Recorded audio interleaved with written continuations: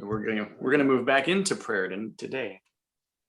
Oh, I think we're going to be reading a lot of Bible. ready. There's an aspect of prayer, the mystery part, that we haven't really spent a lot of time on. And I think partially I think it's two reasons. One, I see scripture speak a lot more into the areas that we've been talking into in terms of why we pray, what is prayer. And it's more about the alignment of ourselves with God. It's more about that intimacy as opposed to me asking and getting what I want. Right? I think that's, as we've been looking, there's so much more about us being able to surrender and journey with him on a personal level than as we're trying to tap into some power source of trying to get what I want, and how do I use the magic phrases to get that? What do I need to say, or what attitude do I need to have in order for God to really take me serious or to answer my prayer? And I think that's where we can go wrong. I know we've stepped into identity quite a bit the last few weeks, because I think it's important, I think for me, to recognize that position of not just who am I talking to, but where's the place that I'm talking from in my own spirit, my own heart. And it's important to recognize who we are and where we're at, to be able to come to the throne room, not so much as a outsider or a distant peasant who's coming before a king from a foreign land and trying to ask a king of something, or asking him something on behalf of ourselves or our land, as though there's a lot of distance, like that image of I see, a foreigner coming, and they would kneel, they would bow. There's that reverence aspect. There's such a distance where I don't know this king, but I know that you are in charge, and so I'm coming to you to beg or to petition on behalf of my people. And I think that's could be one way we see approaching going to the Father. But yet there's also, and I don't think there's necessarily anything wrong with the respect aspect of that, but the distance the distance aspect is where we need to rethink ourselves. And I think it's so much more of a young child going to a father or going to a mother and asking, not in such formalities either. It's not the dearest mother, can I please haveth me a cookie? There's not that like needing to use the correct wording. If anything, it's usually just like mom, mom, mom, mom, mom, tugging on as a young child, tugging and continuing to repeat. And there's even parables about that. Yeah, that's Owen. Where you keep asking, persistence, and you keep asking like, mom, mom, mom, mom, and finally you're like, fine, just get the cookie, leave me alone. And there's a parable like that where he gives it just because you were persistent. You keep knocking at night, you kept knocking, and finally they open up, and they needed, what was it? I think they needed bread, right, for their guests, and they were out, and so they kept knocking, and so there's this persistence thing. And I think God welcomes that more than we would expect in terms of just coming to him. And we as humans, we get bugged. We can get to the point where we're like, just stop it. I have my own thing to do. But with God, it's not so much that he says, I have my own thing to do. I have my own life to live. Stop bugging me. That's one of the big differences, is where he doesn't have to learn to be selfless to give to his children. There's not he's not competing with any internal struggles of death to self or dying to self. That's the place he operates from. And so that's where sometimes I think the parent perspective breaks down, because we see that persistence as borderline getting to the place of annoyance.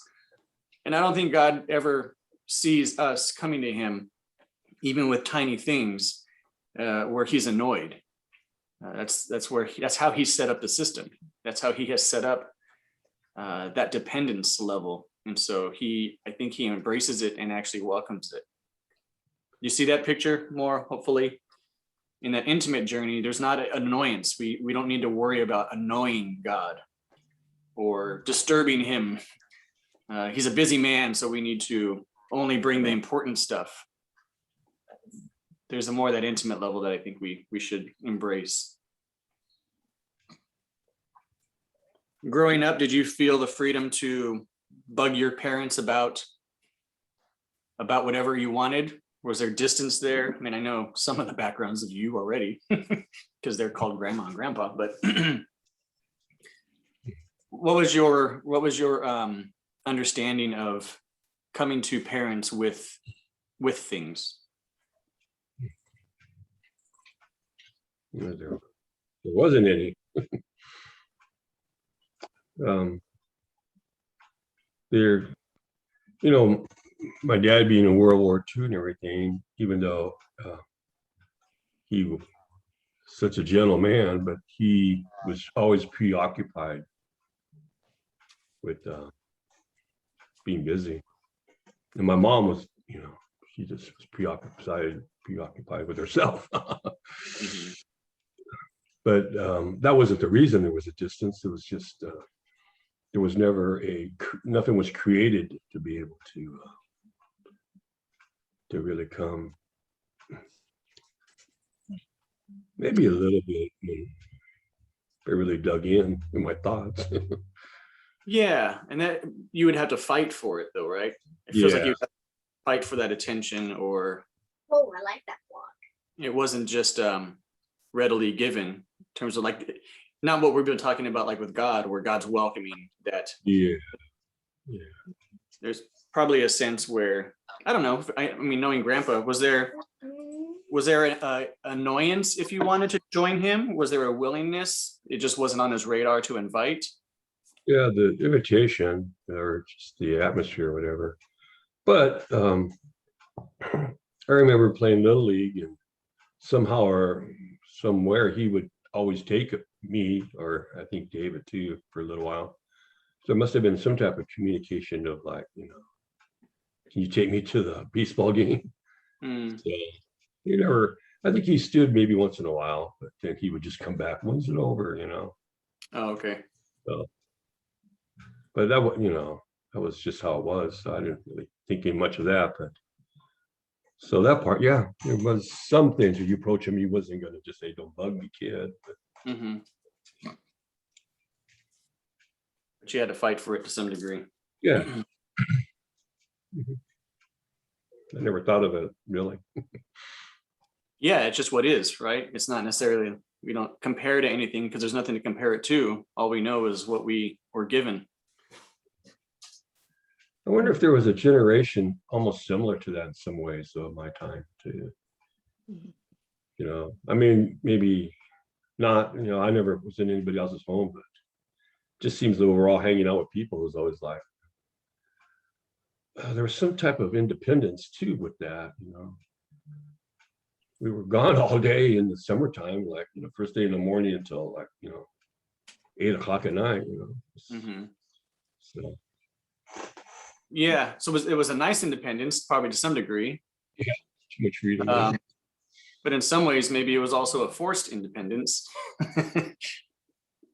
when there's not an option to journey with your parents in a way where they're taking an interest, well, what else are you going to do? You're going to find your community. You can do life with them. Yeah. What about the rest of you in terms of, were parents approachable? Did you feel like you were bugging them? I think for myself, thinking back, that there really wasn't any communication of feelings, probably asking for things maybe, but even then, not really, because it's like a known thing. We just didn't have money, but as far as I know, there was no communication about how we were feeling, or why am I feeling this way? Nothing like that. So yeah, I never really thought about it too much. A little bit, talking with Auntie Rosie about it, but Yeah. I think that's why even now, Grandpa he doesn't communicate, with Right. us. You talk about him partying or, that type of thing. Yeah, he's ready, but as far as, heartfelt feelings, there really wasn't any. Hmm. And It's kind of because, sad. I think that Auntie Rosie has had more personal, I guess you could say, as much as it could be, conversations with him from what mm, I hear from her. But again, that's because they've both been drinking, not, on Hmm. a normal level. right. So it's kind of, even that I felt it's kind of sad because I don't think I've ever had any personal conversations with Grandpa or Mm, Grandma. mhm. Yeah.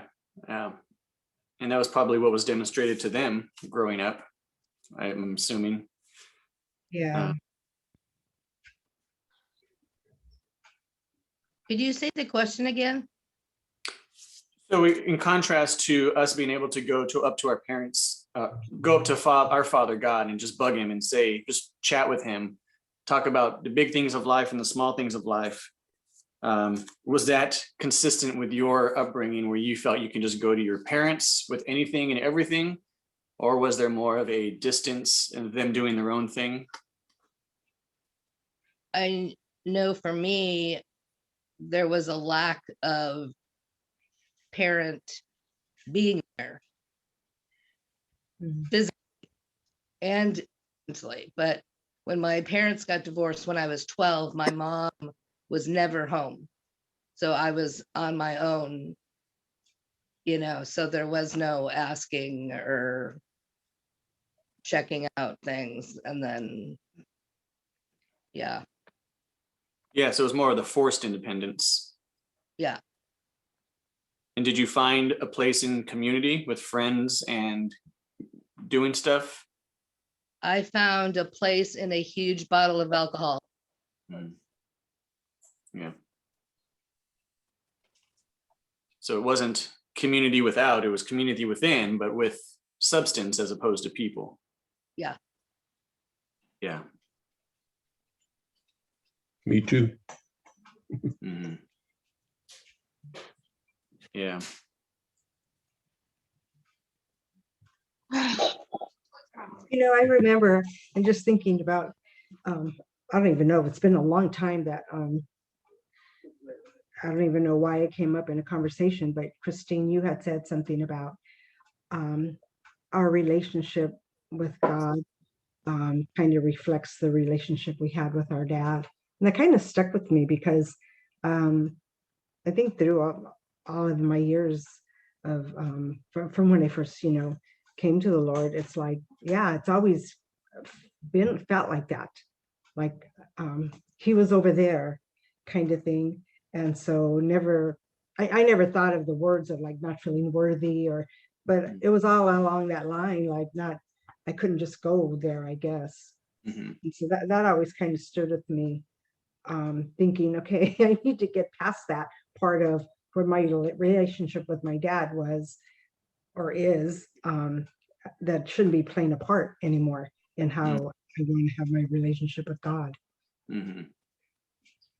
Yeah, that's one thing we talk about quite a bit is your first impression and sometimes your main and maybe even only impression of God was given to you by your parents based off of how they interacted and who they were in your life when it comes to discipline, when it comes to availability, when it comes to openness. Your introduction to who God our Father is going to be your parents. And for us, that's always been a burden to carry, and it probably shouldn't have been. But knowing that even before we had kids, those were conversations Christine and I have had, and it was usually the result is, man, we're going to really screw up our kids because Way it's mom. Way mom of that. trying to recognizing that who we are is going to be their introduction to who God is, and it's like, man, that's such a weight. That's such a potential heavy burden. And I don't think it was supposed to be that way, but that's the way I've carried it, at least. I don't know how Christine has carried that, but and even now looking back over the ways that we have parented, I think, oops. But recognizing the grace of God is he intervenes, and yeah, thank God that he changes and shifts perspective. But Yeah. that's so true, the way that we have seen parents, in the way that we have seen, way we will view God. And so when your parent is MIA, not around, when they are harsh, when they're distant, even though they may be present, that's exactly how you're going to view God. And it's going to be difficult to relate to him in a way where you can just maybe jump on his lap, or maybe you can just sit down and have a conversation about your feelings, because you're going to think God's not really interested in my feelings.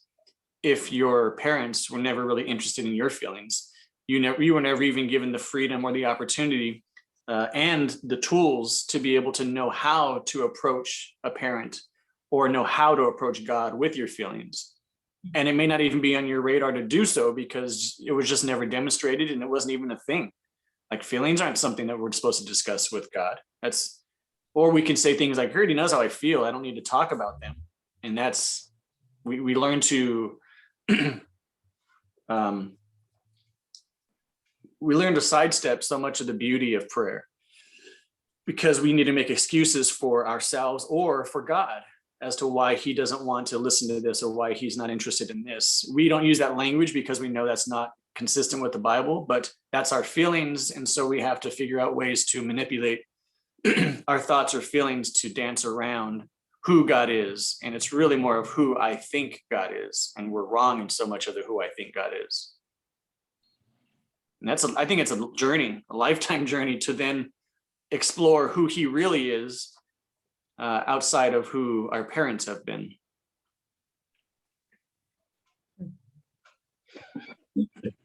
Anybody else want to share? Christine, how do you feel about that picture?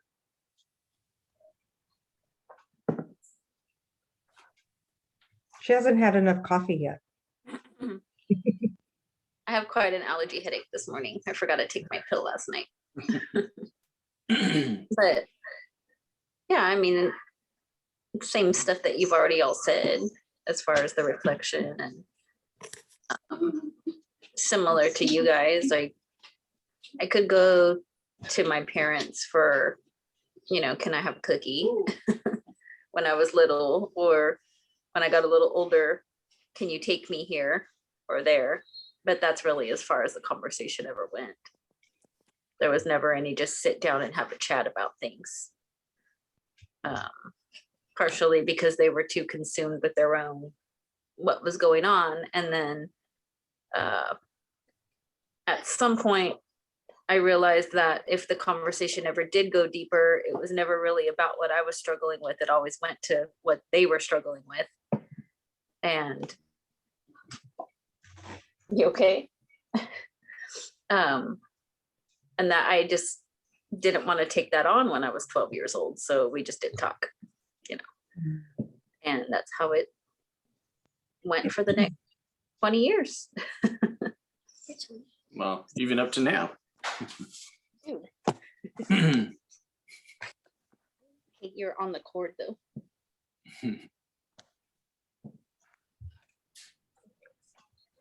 So I'm still, I think, rigged perfectly. I think I'm still in process of figuring out exactly how all of that translates into how I communicate with God and what my default or reactionary thoughts are about him in light of that. Yeah.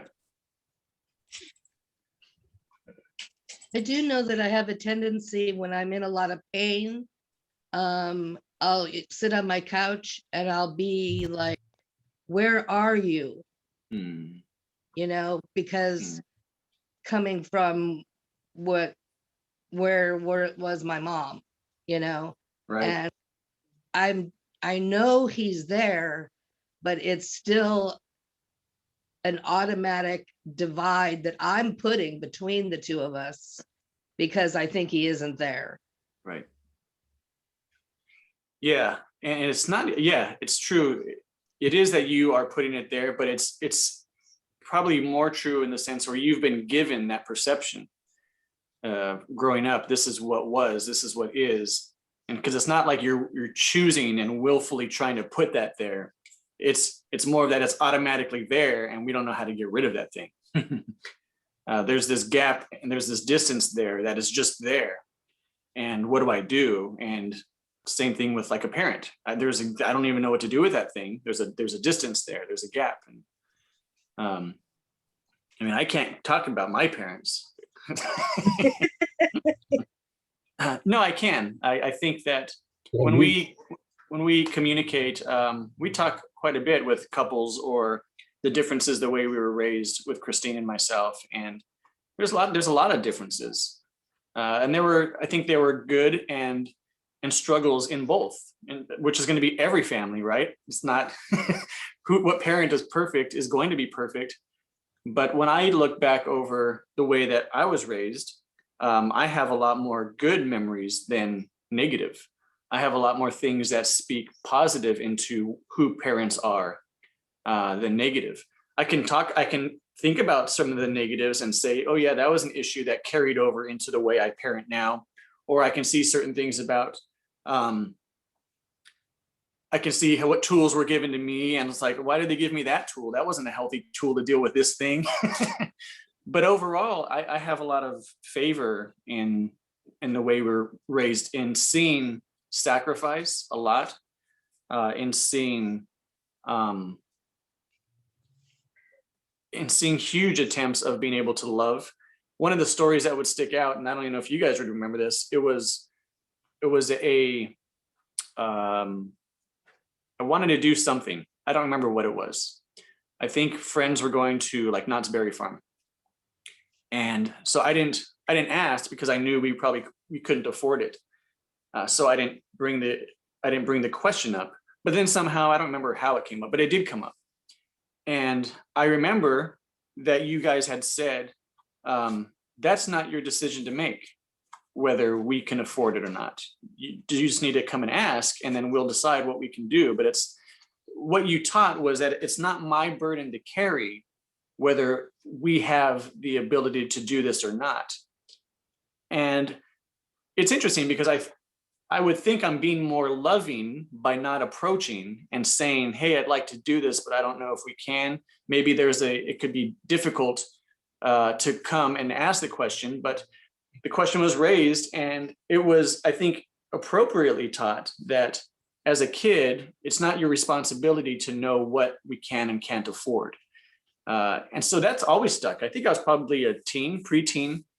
And I know in contrast, it's been the other way for many kids whose parents usually would respond with, we can't afford that. Why would you even ask, type of thing.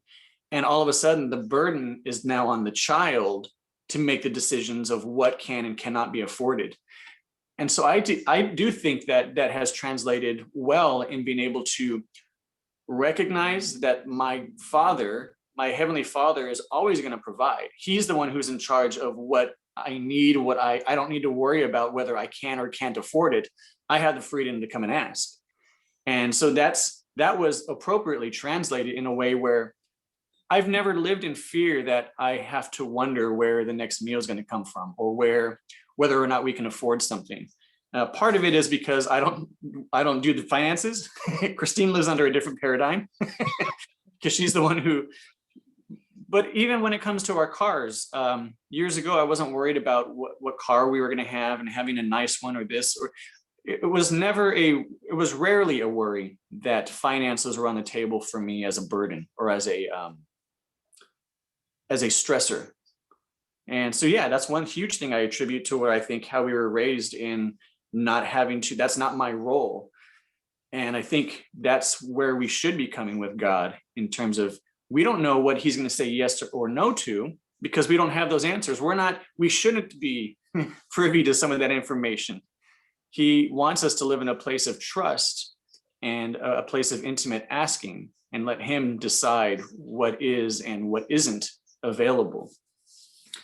So our view of parents is huge in terms of how we view God and our ability or freedom to come and talk about what's going on. So all that is needs to be in consideration when we recognize what are we doing, or how available is God to me? How available am I to God? And that's not going into all the nuances of what did you do then? What did you do to supplement the intimacy that was lacking from a parent, maybe? Because oftentimes what is supplemented is horrible bad habits. Don, just like you were sharing, you would go to a substance. You're trying to fill something, or you're trying to do something that will help you not think about this perceived distance or this distance. And then there's a whole lot of other baggage that we accumulate as time goes on. So it's no longer just me attempting to see God for who he is, but now I have to do that and allow him to work on the baggage that I'm carrying. And so that's a tough process. And so the Christian journey is not just one where we're skipping down the road with Jesus. It's not that simple in terms of what we're called to do. The whole dying to self is not even a recommended part of the journey. That is the journey. The journey is getting rid of all the baggage that we've accumulated, or better stated would be to work with him to allow him to begin removing all those things. Allow him to work and do the surgery to help repair my eyes, my spiritual eyes of distortion.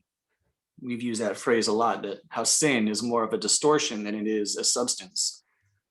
Sin isn't something I do, it's my outlook on life. And so him being able to go in and do the surgery to repair the eyes of my heart, it takes a lot of death to self. You tracking? That makes sense? And that's not something I think you're ever going to stop doing. Your parents, your grandparents, you get older, that's a process. Yeah. I appreciate all the sharing. I think it's healthy to hear even the struggle that we all have in that way of what we were given, and then how do we move from there. Any other thoughts on that before we actually get into what we were going to talk about today? That was all in way of review of what we were talking about. Did you say repair eyes of self? Repair the eyes of our heart. Of heart. Okay, thank you. So it's the way we view the world is the way our heart, we say our heart, but I don't mean my physical heart. You know what I mean? It's that my outlook on life, of how I see the world, how I see God.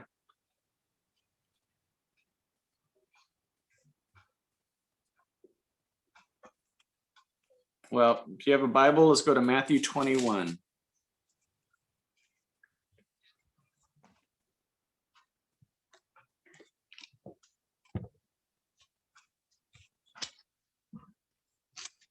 I'm going to read 21 all the way through. I'm going to read verse 21 through 22. Excuse me. If I can.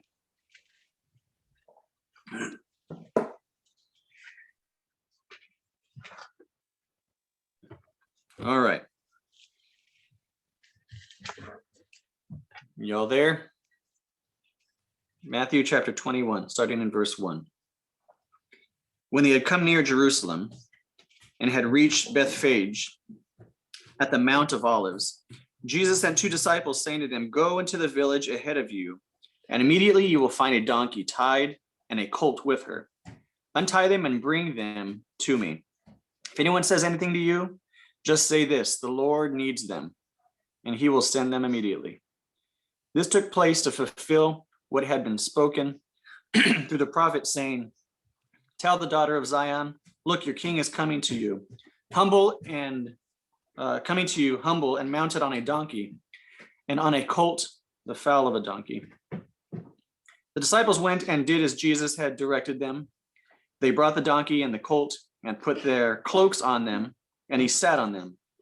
A very large crowd spread their cloaks on the road, and others cut branches from the trees and spread them on the road.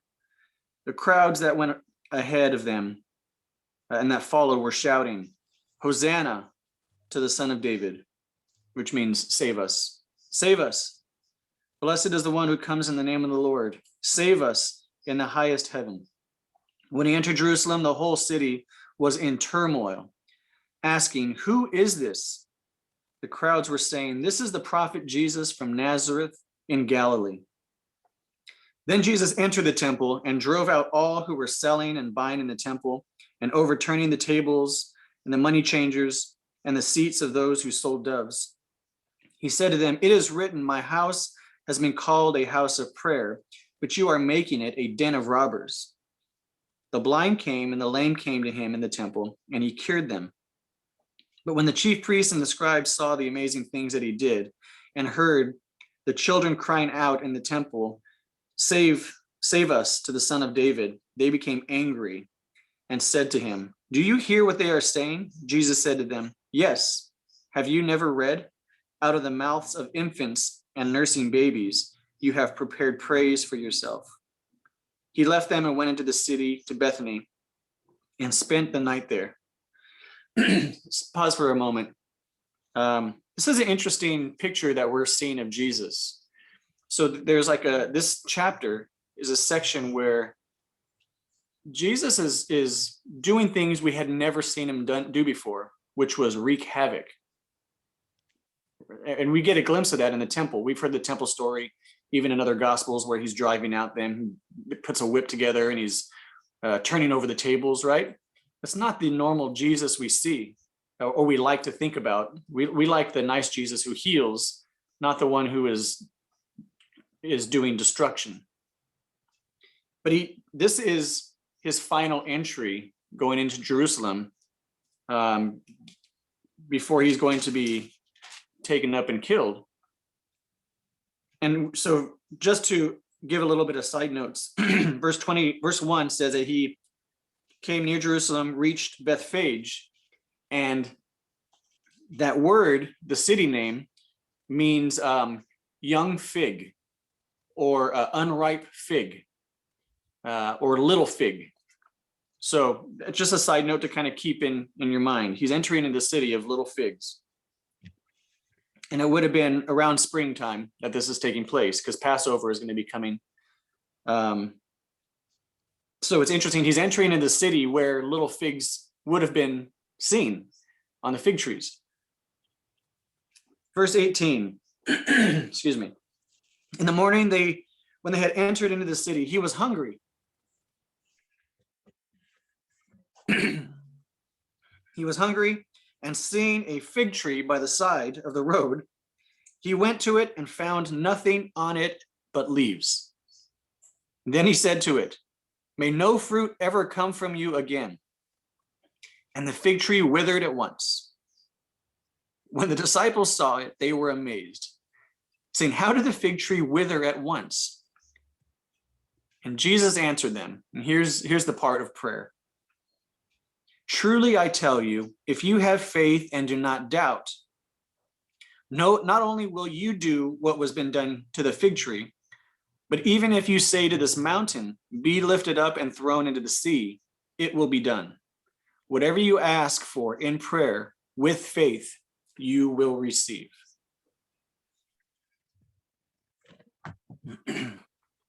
That's a weird way to end the story. To me, it did, reading it over and over and over again over the last few days and week. This was the passage for whatever that kept sticking in my mind about where we were going to go today. And I was really torn because, for one, why did he end the fig tree withering with this idea of pray and the mountains will be thrown into the sea, and whatever you ask for in prayer with faith, you will receive? And how did that tie in at all with what was going on here? And to some degree, I still don't know. I mean, I have ideas, But does that strike you weird, that way to end that story as well? Or is it just me? Because it would be helpful to later on go and finish reading the rest of the chapter, because he enters in the temple, he calls the priests, they question his authority, which is important there. He begins to give parables, the parable of the son, the one who was in the vineyard, who was told to tell, he told both sons, go out. One said, nah, but then ended up doing it. And the other one said, yeah, okay, we'll do it. And then he never actually went. And he's saying, which one is better? And then he talks about the parable of the landowner. You can read that one. And then he goes into the parable of the wedding banquet in 22.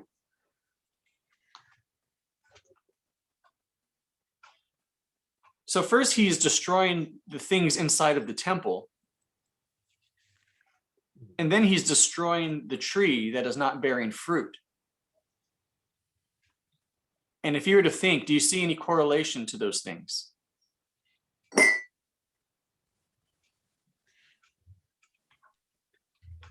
Well, I know that this doesn't follow with how Jesus should be, but my first thought is this is right after he cleared out the temple and that he's pissed and he took it out on the fig tree.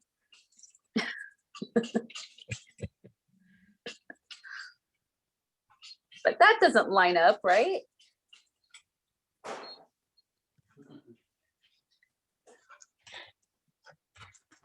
All right, any more water? Yeah, I think that would probably be our natural response, right? Like, man, he's just having a bad day in this poor little fig tree. All of a sudden, he's like, you're gonna die. Right. Is that what's going on? Or is there maybe something deeper in the nature of Jesus that he's communicating? It's a symbolism, if he's trying to say, like you said at the beginning, a little fig. But this fig tree could have maybe represented Israel, maybe. In the past, I've heard that fig tree could be Israel. So he's talking about the lack of faith, well, or even the lack of knowing what was true. I guess Israel would have been that, but I can't say where he's talking about the faith or Right. the mountain in the sea. In other gospels, he talks about the faith of a mustard seed. Even if you just had the faith of a mustard seed, then you can tell the mountain to fall into the sea. And you're absolutely right. Oh, go ahead. I was looking at the word doubt. Right. And in James, it talks about having doubt. And then here it's saying, if you don't have doubt, well, then this will happen. And so it's kind of like, well, so sometimes we can have doubt and sometimes we can't. Yeah, James 1:6, that's one of the passages we'll read because it says, believe and do not doubt. And it's going to be key in us understanding what is Jesus talking about here with this doubt. Is the word doubt what we think it is? And I think to some degree we don't. I think we misunderstand.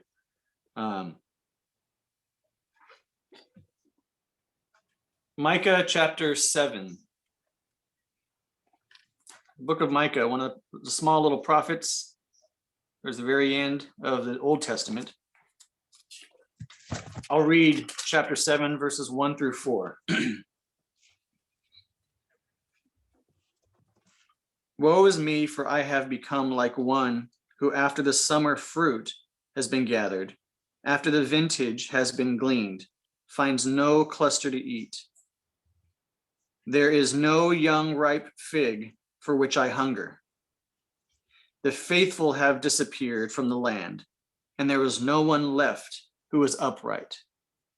They all lie in wait for blood, and they hunt each other with nets. Their hands are skilled to do evil. The official and the judge ask for a bribe. And the powerful dictate what they desire, thus they pervert justice. The best of them is like a briar, the most upright of them a thorn hedge.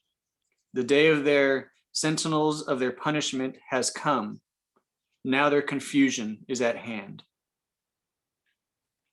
Sounds like this is a pretty accurate description of what it's prophetic of what Jesus had just done, even to the point of using a young fig. And it is representing Israel, just like you were saying, Dad. This is Israel who there is no young or first ripe fig for which I hunger. And so what is Jesus saying as he's coming into the city of little fig? I'm hungry and I'm looking for a fig, and there's lots of leaves. It says there's a lot of leaves. So it appears to be a healthy fig tree, but there's no young ripe figs to eat from. And what happens to this, according to Micah? Or what is indicative of recognizing and understanding this fig tree? That the faithful have disappeared. Verse 2 of Micah 7. They have disappeared from the land. There was no one left who was upright. They all lie in wait for blood. And this is Israel at the time. And I think Jesus is declaring a destruction that needs to take place. He first demonstrates it in the temple. And so he goes on to talk, he first does it in the temple, turning the tables, and he says, this is the house of prayer, and you've turned it into a den of thieves. So if you recall, a while ago when talking about prayer, and before we even went into the temple discussion, the idea that we are now considered the temple, right? We're called the temple. He was the temple of the Spirit. We are the temple. And are we giving him permission to come into our hearts and turn over the tables of the things that we have desecrated ourselves with, in terms of, are we a temple of prayer, or are we a temple where we are consuming? We're consumers. We have turned our faith into something where we're buying into certain theologies, we're selling certain theologies, but we aren't really living them. It's not an intimate pursuit. It's that informational pursuit. It's one of distance, of separation, and lack of intimacy. It's a cold transaction in our hearts, in our faith, potentially. And I think that was going on in the temple of the day. It has become not a place of intimacy. It's not a place of prayer. It has now become a common place for just buying and selling, making money. And that is not the intention of the temple. And there's a beginning of a destruction of the temple, which he finally declares, right? The temple will be destroyed, and in 3 days I will raise it up. Because the destruction of the temple as it is was necessary in symbolism, and actually it literally was destroyed to help usher in a new paradigm, a new kingdom. You see that? But in order to usher in a new kingdom, there needed to be a destruction of the old one. Turning over tables. You can say something? Yeah. And so I believe this passage is really demonstrating the final days of Jesus coming to, symbolically at least, destroy what needs to be destroyed. And the fig tree that in season, while entering into it, I mean, the city was called Little Fig, most likely because there were a bunch of fig trees. You don't get your name just because it's a cute name. They don't name cities the way we do now, of just, what should we call it? It was given its name based off of what it is. And so here we have Jesus entering into the town of Little Fig, or ripe fig, and he's hungry. His spirit is hungry to receive what he has created, in way of his creation bearing fruit in such a way where he is honored and pleased. And it almost looks like that because he's riding on a colt and a donkey, and they're saying, praise God, praise you, save us, putting down the palm trees and the branches and putting down their cloaks so he can walk upon. And it appears as if they are embracing him. But he knows that this embrace, that these green leaves genuinely don't have true fruit. because what is going to happen? It's going to be found to be, Isaiah talks about, I didn't have the passage down. You can do your own search for Isaiah and fig tree. It talks about the destruction of the tree because the figs are now rotten, that the figs are rotten on the vine, and this rotten fig tree needs to be destroyed. And so there's a lot of discussion in the Old Testament about the fig representing Israel, representing his creation, representing his people. And yet over and over and over, this fig tree is bearing rotten fruit. But now Jesus is entering the city of little figs. And what kind of fruit does he see on this tree? None. No figs. And he's rightfully angry in his spirit over the state of his creation. And in order to usher in a new way of bearing fruit, he's demonstrating the way that we need to destroy the old way, the branch, the old vine. You see that picture? It's such a profound picture of Jesus the destroyer. That's a t-shirt, huh? Jesus coming in to wither this immediately. I'm going to bring a change to the way fruit is to bear fruit immediately. And the disciples said, how does this happen that it withered so quickly? Is that indicative of Jesus calling destruction? Or was that a picture of Israel? And my God, how did it wither so quickly? How did it come to the place of death so quickly? I think it's both. Them recognizing the tree for really what it was. The tree wasn't healthy. It's not bearing fruit. It just appeared to look healthy because it had, even in their own words, it had green leaves. It had a lot of, what is that? What does your translation say? I can't recall.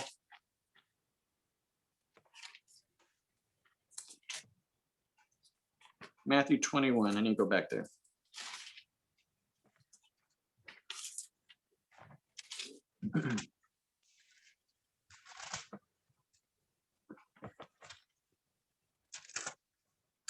Yeah, so verse 19, and he's seeing a fig tree by the side of the road. He went to it and found nothing at all in it but leaves.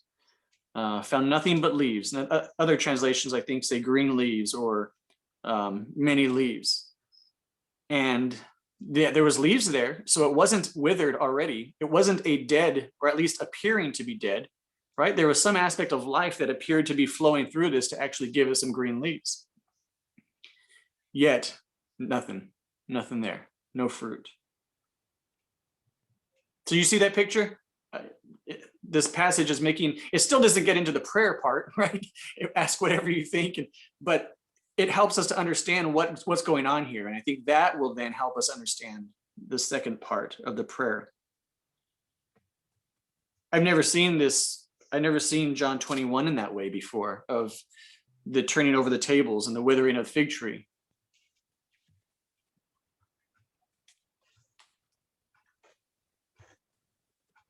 In a way, it's like allowing that maturity, or allowing that ourselves to be primed in a way to be able to get to prayer properly in some ways, you know. Yeah, I think that's good to recognize what needs to die. Just as what we're talking about, my perception of who he is, my old way of thinking. And it cannot be translated into works. That's what I think is important to hear. This is not about enough penance, enough death, then God will hear me. I don't think that's not what he's talking about. I think he's talking about, to use what you're saying, when we are living in sin apart from Christ, we are that thing. We may not look unhealthy, but we are. And when we say yes to Jesus in a relationship with him, we're saying yes to the death of the withering of an old branch, an old tree, so that we could enter into a new paradigm. And in this new paradigm is one of prayer, is one of faith, is one of moving mountains. Not necessarily as we accept that, we're going to be right 100% on with our prayer life, but right. least we can start in a way that God would receive it, or God is trying to show us how. Yep. Yeah. The new way. We're on a journey in the new way. John 15, verse 7. You can just jot it down. He says, if you abide in me, I'm sorry, the later half of that is, ask for whatever you wish and it will be done for you. In Romans 4, 18 to 20. Let's see. Romans 4.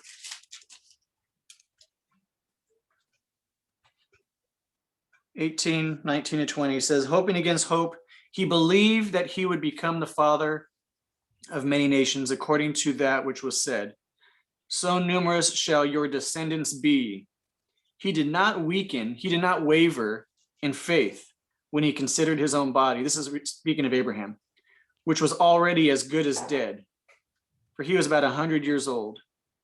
And when he considered the barrenness of Sarah's womb, no distrust or no doubt made him waver concerning the promise of God, but he grew strong in his faith, and as he gave glory to God, being fully convinced that God was able to do what he had promised. Therefore, his faith was reckoned to him as righteousness. If you didn't know the story of Abraham and giving and having a child with with Sarah, you would see, according to this passage in Romans, that Abraham was such an upright man that didn't make no mistakes in wavering, in doubting. But what do we know about Abraham? That's like one of the main things we know about him, is that how he seemed to waver and doubt, and he's like, okay, I guess the maidservant, right? but if you were to read Romans alone as a history of Abraham's faith, it doesn't even hint. It almost looks like an outright lie.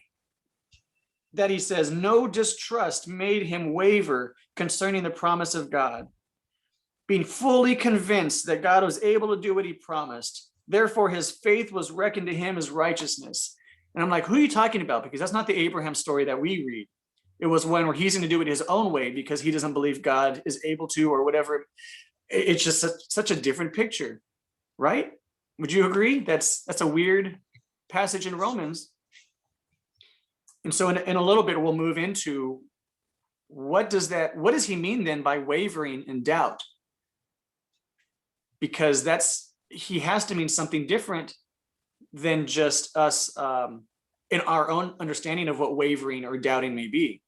Because if he is not going to call what Abraham did as wavering or doubting, then we have to rethink what do we understand wavering and doubting to be then.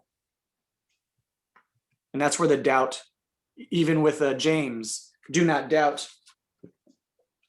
concept comes into hand. So we're not going to leave Matthew just yet. Matthew 21, at the end, he said, towards the prayer part, truly I tell you, if you have faith and do not doubt or waver, not only will you do what has been done to the fig tree, but even if you say to this mountain, be lifted up and thrown into the sea, it will be done. Whatever you ask in prayer with faith, you will receive. Is Jesus here? Well, I'll just say, I don't think Jesus here is communicating that just in life now, let me just give you a life principle. No, what is on his heart and mind at this time right now? It is the necessity to destroy what is old so that the new can be ushered in, right? You see that picture of what he's leading up to. I believe what Matthew wants the reader to understand about Jesus at this time is that Jesus is now, after his ministry is coming to an end, in order to usher in the kingdom that he's talking about, there's a destruction that needs to take place. Do you see that picture? Now I do. So when Jesus is communicating this thing about prayer, He's not just randomly doing a side note about, okay, guys, but when you pray, have faith in anything you think of, anything you want. No, we have to recognize it in context of what is on Jesus's heart and mind at this time. Where is he traveling to? Where is he going to be going? He's going up to the temple. He's on the temple. He's on the, what do we call that? The Temple Mount. There's this mountain. There's a mountain that he's standing on, which is weird because it's not a mountain. It's about a 2,000-foot tall hill. When we look at mountains in the Sequoias, he's barely at like the base, but in Israel, this is it for whatever reason, and I think it's much more symbolic and a metaphor as to why this is such a big, tall mountain. I'll read you one more thing from Micah, chapter 4, verses 1. This is the first time that temple area is called mount or mountain. Micah 4. In days to come, the mountain of the Lord's house shall be established as the highest of the mountains, and shall be raised up above the hills.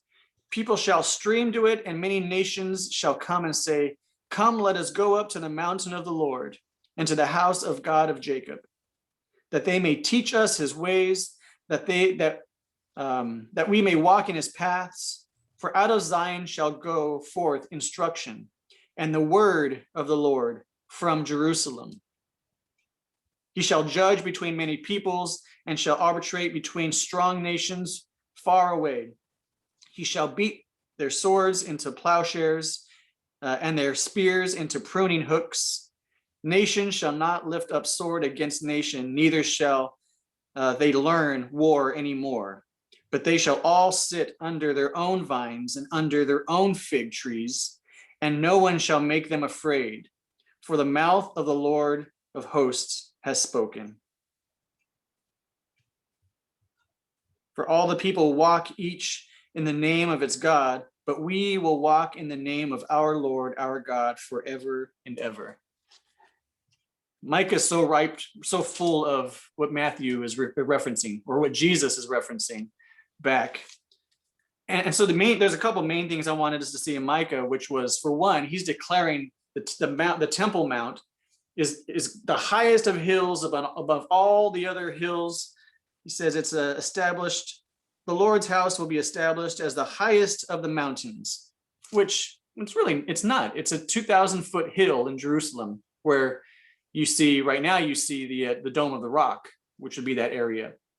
If you look on a map, I was trying to look at the topography of it, and it doesn't look like it's a big mountain, and on top of the mountain, it pretty much looks like a flatland that might slope up a little bit.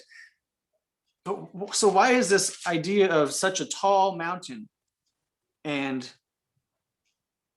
the idea, again, just going back from Micah to Matthew to Micah, is to see how Jesus then is referencing this point of, well, let's just read it again. But where he says, truly I tell you, if you have faith and do not doubt, you will do what has been done to the fig tree. Even if you say to this mountain, not to a mountain, this mountain, be lifted up and thrown into the sea, it will be done. Where they're at, not only the temple where he was just at turning over tables, now the fig tree that is being withered, they're still on this mountain, and he's saying, this mountain, this is also needs to be destroyed. This mountain, you have enough faith. And what I think he's declaring is that, do you have enough faith that I could turn this mountain over? Do you have enough faith? But he's saying, and you will be able to turn this mountain over. Your prayers is what is going to lead to the overturning of this mountain. That may seem like a far stretch. How do you go there? Well, because John repeats that for us in Revelation. Revelation chapter 8, verse 8. You can turn there, or I'll read it. The seventh trumpet. I'll start in verse 6. Now the seven angels who had the seven trumpets made ready to blow them. The first angel blew his trumpet, and there came hail and fire mixed with blood, and they were hurled to the earth, and a third of the sea was burned up, and a third of the trees were burned up. So what's happening here with Jesus? Remember, this is the revelation of Jesus. What's he doing? He's creating havoc and destruction upon his earth, upon his temple. They were burned up, and all the green grass burned up. Verse 8, the second angel blew its trumpet, and something like a great mountain with burning fire was thrown into the sea. It's the exact language that Matthew was using here, that Jesus was using. If you have enough faith and in your prayer, you can tell this mountain to be thrown into the sea. But how is that done? We got to look back in the beginning of chapter 8. When the Lamb opened the seventh seal, there was silence in heaven for about a half an hour. And I saw the seven angels standing before God, and the seven trumpets were given. Another angel with a golden censer came and stood at the altar. He was given great quantity of incense to offer with the prayers of all the saints of the golden altar that is before the throne. And the smoke of the incense with the prayers of all the saints rose before God from the hand of the angel. Then the angel took the censer and filled it with fire from the altar and threw it to the earth. So what is the thing that rose up to create the mountains being thrown into the sea? The prayers of the saints. Do you see that picture? What is it that John wants us to recognize? That what causes, not the cause, but what is taking place to allow the mountains to be thrown into the sea? Was it just you having enough faith to say, mountain, go into the sea? Well, I think that's kind of foolishness, but that's where we kind of the name it and claim it type of prayer warrior people just say you have to ask without doubting, and anything you ask in his name, it will happen. I think we miss it. I think that's not the picture of what Jesus is talking about. He's on the road of destruction, so to speak. He gets to the point where the fig tree, even the fruit, his creation is not doing what they were created to do. There's a destruction.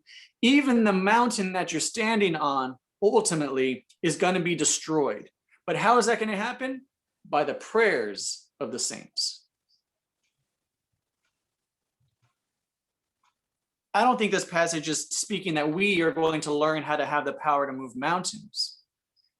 It's that we are going to be in a place of intimacy with our Father, that the destruction of what is old and what is evil is going to be destroyed, but he's going to be partnering with us in the sense where Jesus is going to bring and usher in new, and the prayer of all the saints who are in one with him is also going to be part of what that power looks like.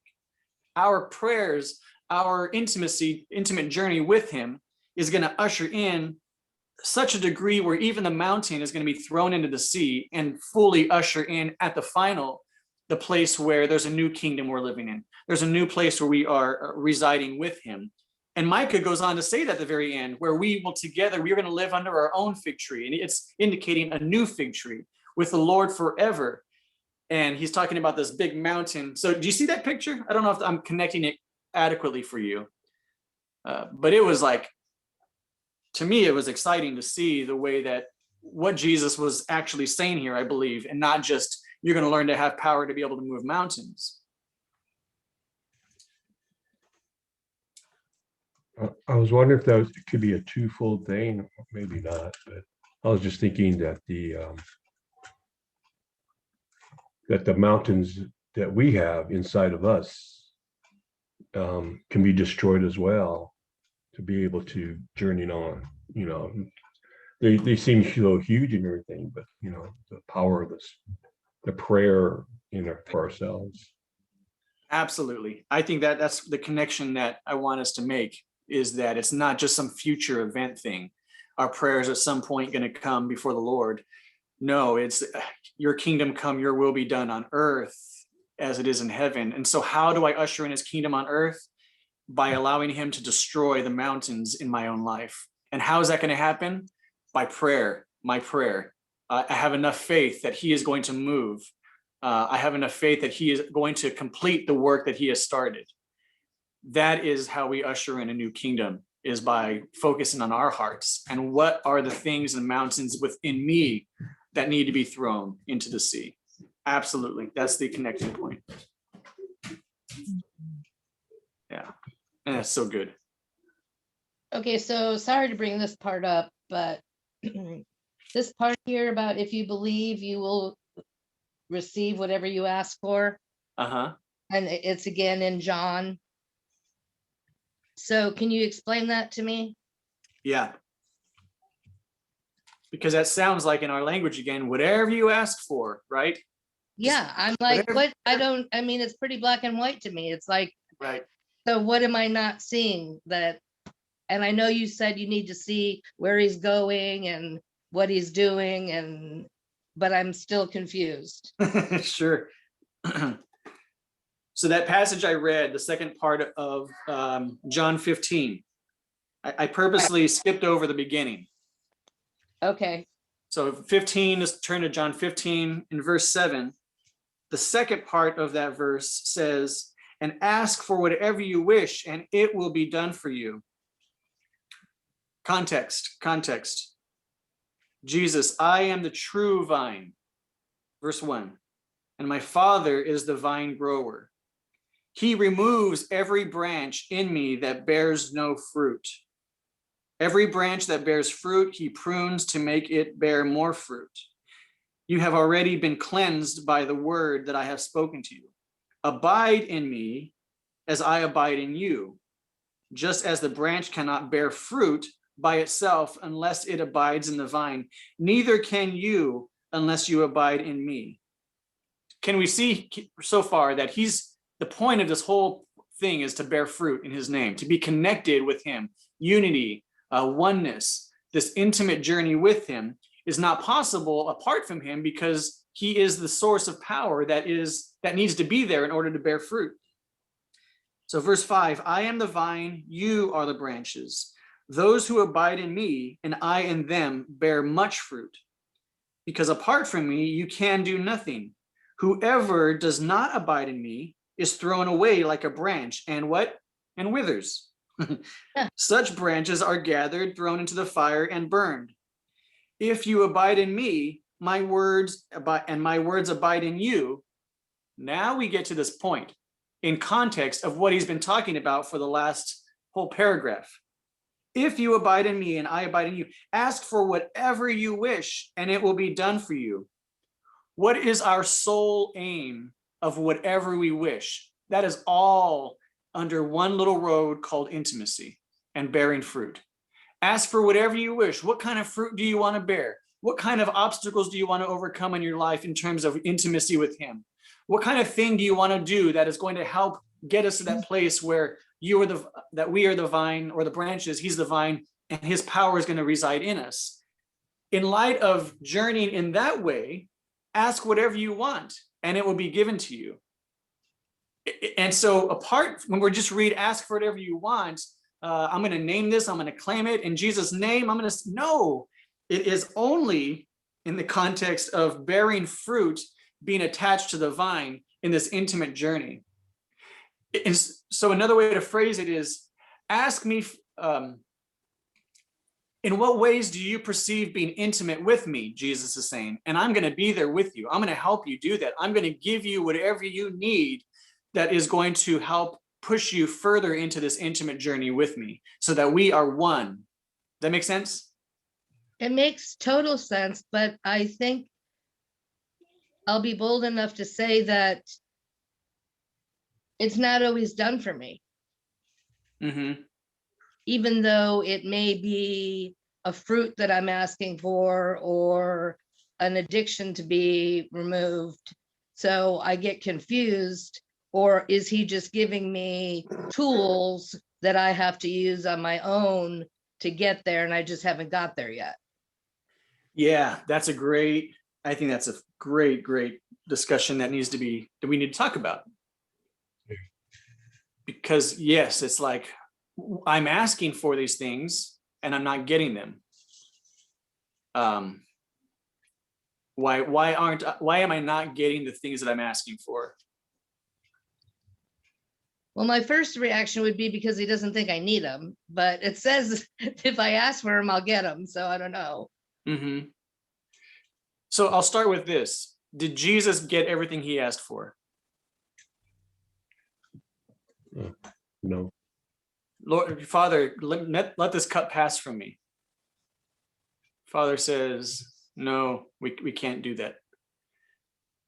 Jesus prays for Peter. Peter, I've prayed that your faith won't fail you. Did Jesus' prayer, was it answered? No, Peter's faith. So why, that's where we need to go back to the Abraham. What does doubting look like? What does faith look like? It's a little bit of a side note, but I'll get back to what you were saying, because that is, how do we apply this to my life then? This doubting, or this Abraham, well, trying to see where I want to go. We'll address what you're talking about, because I think it's so important in understanding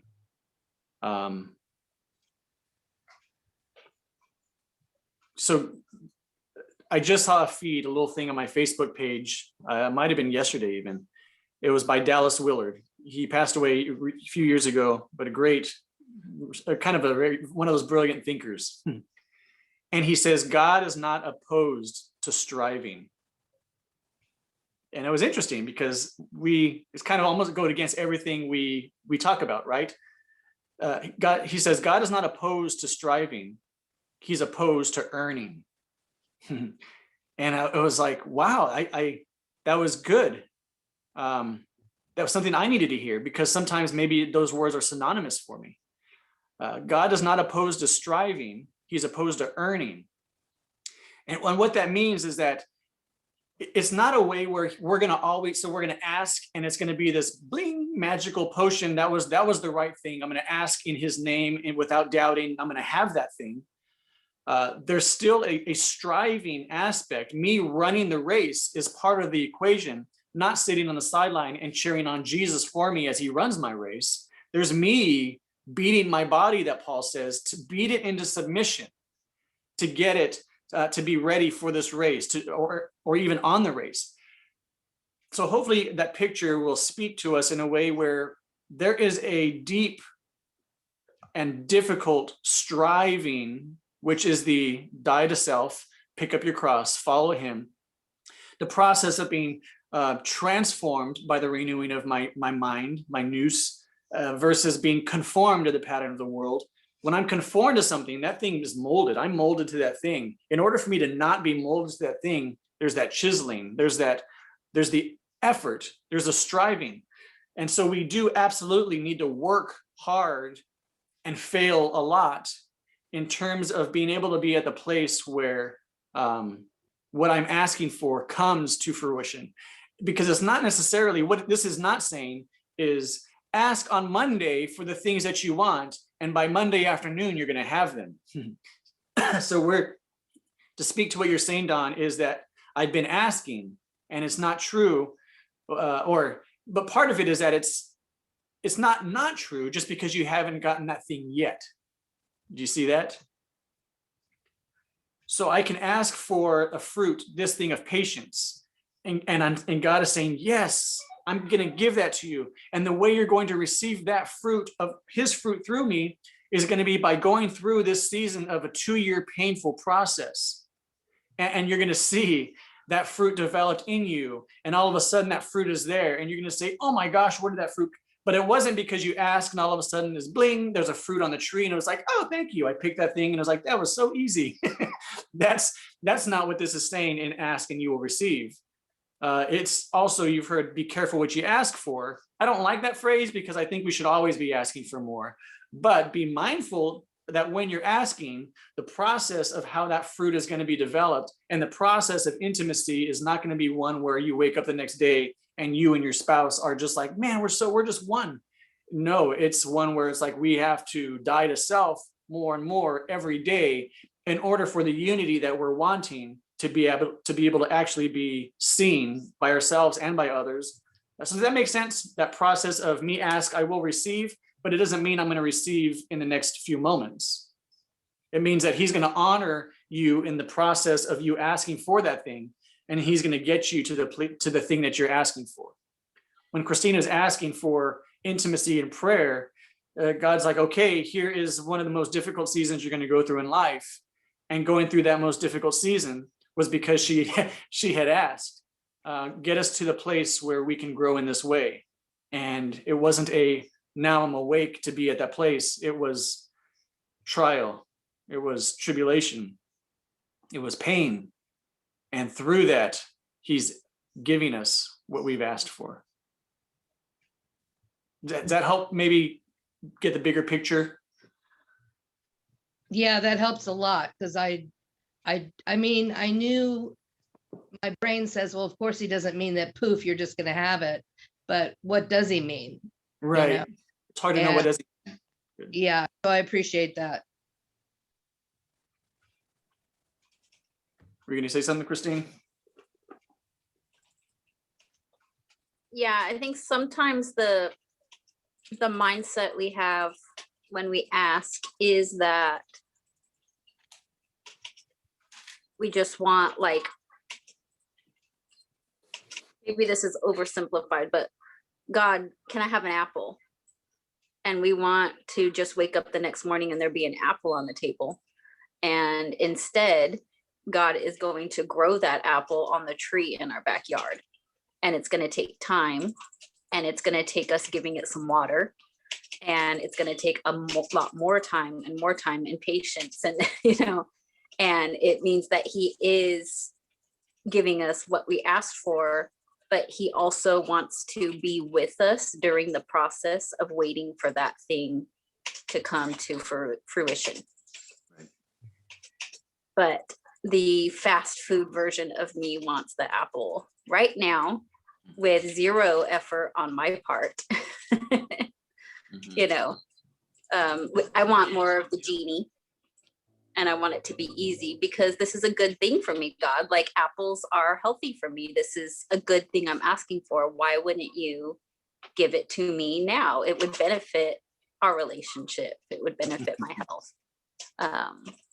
And those things are true, but I'm asking it in the wrong framework, in the wrong context, as far as picture and time. Yeah, and let me add to that, because so what we're asking for is that fruit, right? The fruit ultimately isn't what we're needing, or even what we're wanting, or that's the desire. So the thing ultimately that he is wanting in us is that intimate journey that leads us to that fruit. And he is that intimate journey. And the fruit, if you recall, is his, the fruit of the Spirit. It's not fruit that I'm learning or developing. That would go back towards the information. Why can't I just learn to do that? Because it's not a learning process. It's intimacy. It's an intimacy journey. And so part of the process of getting to that fruit is by way of pruning and getting rid of the blockage that is there, that is producing that fruit. And so by me saying, I want this fruit, he's saying, okay, it's going to require a lot of cutting. It's going to require this thing. And again, because the fruit, if the fruit is our desire, then we have the wrong desire again. That is not being one with the vine. That is me wanting the benefit of the vine. That is Eve wanting the knowledge of good and evil by sidestepping the process of getting there by way of intimacy with the Father. It is, oh, there's another way to get that fruit without having to be obedient to the Father. I'm going to do that. It's pleasing to my eyes. I like fruit. I like that thing. God wouldn't create that in the garden, right? He's not going to create coffee beans if we're not supposed to drink them. So it's there. I should be able to have it. And we take hold of it apart from the intimate journey that God has set up for us. Why it would not, and that's even to that degree in my mind, I think is the wrong perception. It is the fruit shouldn't be the desire, but the intimate journey is. And the byproduct of that intimate journey is going to be giving us the thing that we also want, which is the fruit that accompanies that intimate journey. Does that make sense? Yeah, and I think for me, I need to remember that sometimes the answer is, not right now. Now is not the time for you to have that. And I sometimes don't understand that when I'm dealing with addictions. It's like, I don't understand, Lord, why you won't take this from me. Right. But there's a reason, and I have faith that there's a reason. And but when I read things like that, I get like, well, wait a minute, it says it's going to happen, Right. Right. But it doesn't say when, like you said. Yeah. That thing that Micah was talking about, even of sitting under your own fig tree, a healthy fig tree, that was even a prophecy speaking towards the end of time of this age, where before the new kingdom is ushered in. So he's speaking of truths and promises that are going to happen, but not going to happen in his lifetime or the next generation or the next 2000 plus years. He's speaking to it. And that's where I wanted to get to Abraham, where Abraham was promised something. He was promised something that it seems like he was never given, especially in any time frame that we ever. Like if you want to be given this and you're asking, in this case, I don't recall him even asking to be the father of many nations, but he's going to be a father. He was promised that thing, and he was given the seed of that fruit. He wasn't even given the fruit. He was given the promised seed, or the promised seed is metaphor. Hold this thing for many, many, many years. And he could have been, and he was saying, God, why I thought father of many nations, what does that mean? I'm even too old to be able to get my wife pregnant. We can't even have kids. It must be this. It must mean I need to go and sleep with the maidservant. It must be. But what did he never lose? He never lost his hope in the desire to be a father of many nations. So what he never wavered in was the promise that was given to him by God. So this is the interesting part, where Romans is saying that he was never wavered from the promise, and it was counted to him as righteousness, because he didn't throw away that seed and say that, forget it, God lied. He was untrue to his word. He still held on to it, even though he was trying to get to that by other means and other avenues that weren't healthy. What he never lose was the promise that was given to him by God. He went and he tried to apply it in ways that weren't the best and weren't the healthiest, and actually caused more havoc in the long term. But what he never lost was his hope. He never doubted. He never doubted the character and the nature of God to bring to fruition the thing that was promised. Do you see that? And so even though he doubted the means or the way or the road and the avenues that would take place and the how, I think he doubted God a lot in that way, but he never wavered from the heart of God that this was the promise given to him.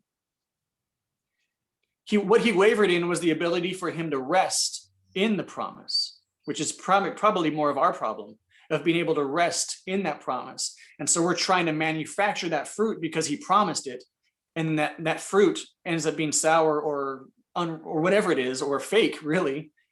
So rest in the promise. You say, like, I want to be rid of this addiction, and God's saying, you will be, but the bigger thing that you're going to have in that is an intimate journey with me, which is ultimately the goal.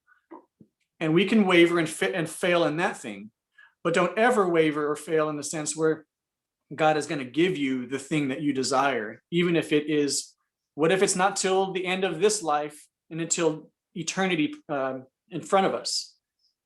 So that kind of sounds like a cop-out, but it's not in the big picture, the grand scheme of how God is operating. He has promised, and I think that is part of the promise, that God, I want to be out of this failing sickness paradigm. And he says, that will guarantee and answer that prayer for you.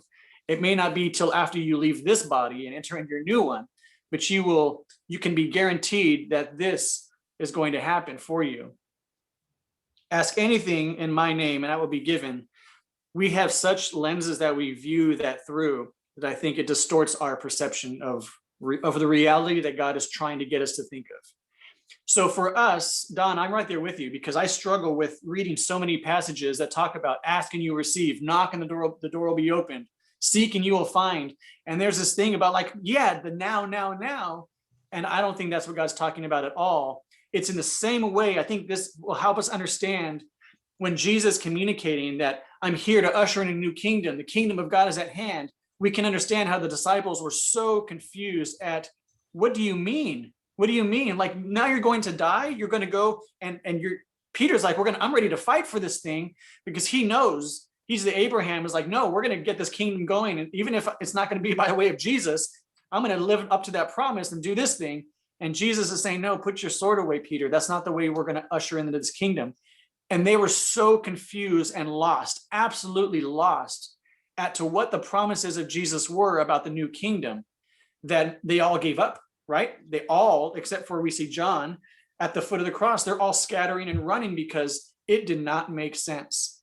You said, Jesus, this, but now I don't get it because there's this, your death, you're surrendering, you're giving up. And I think that's very similar in how, God, you said, ask and I will receive, but we're looking at that whole equation and the whole picture from distorted lenses and a wrong perspective. Does that make sense? Do you see that? I think this just came to me that a lot of it also has to do with selfishness. Mm-hmm. I mean, I'm to live my life for God and for the Lord, and I'm, to put away the old things and put on the new. And yet I find myself in my prayer life being very selfish and not praying more for does that make any sense? Yeah, itself. That's the part, that's the blockage in the vine. Why we don't see fruit sometimes, it's because selfishness.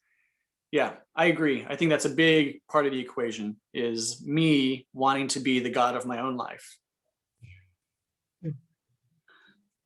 Yeah. So, Because why would you want to pray knowing that the journey's tough, and it's like, I don't want that. I don't want to go.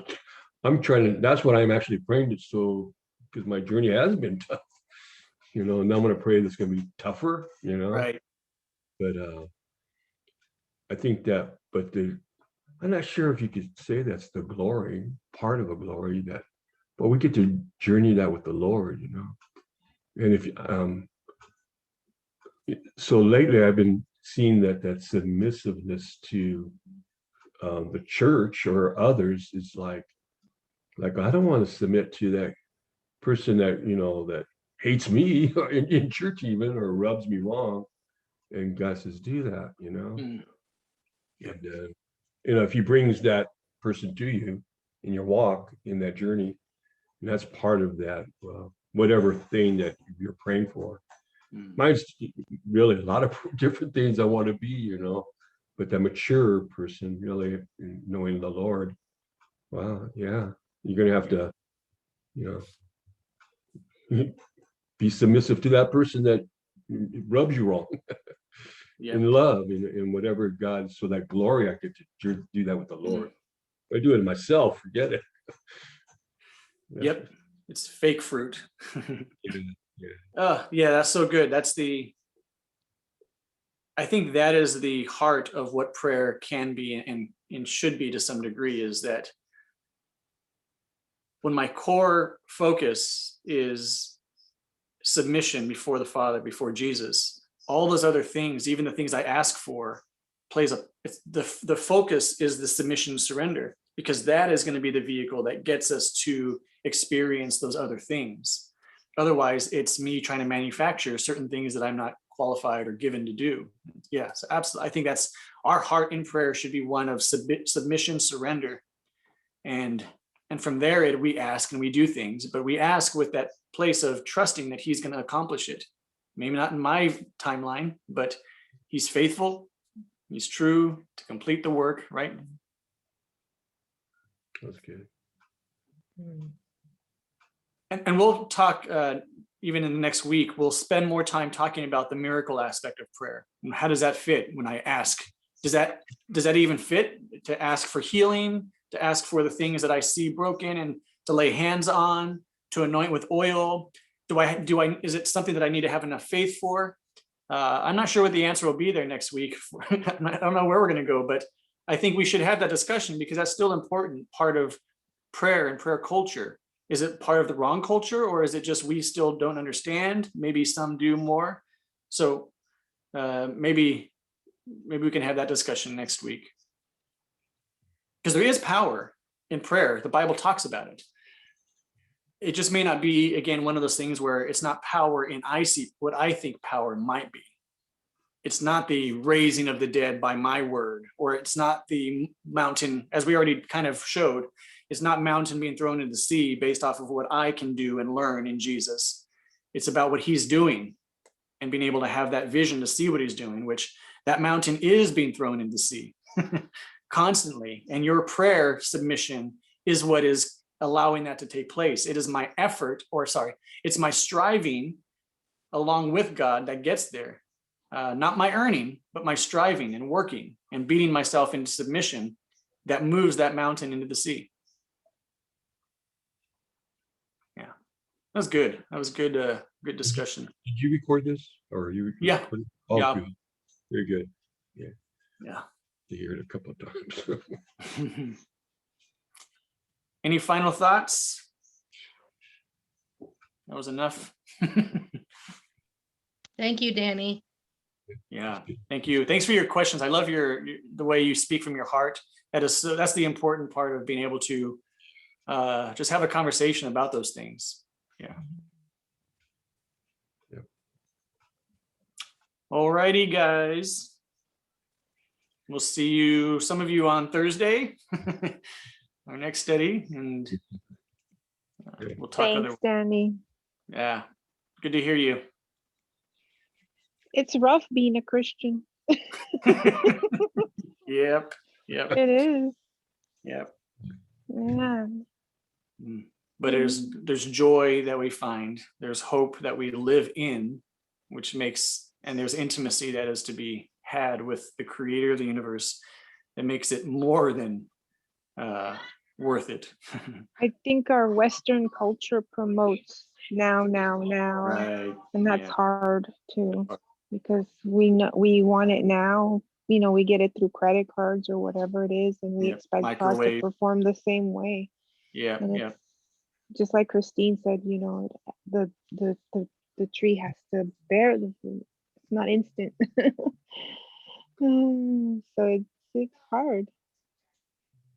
Sometimes it's depressing too. Like, you know, God, are you listening? Are you hearing me? What is going on? You know? Yep. And finding purpose in this life is even hard too. Just Yeah.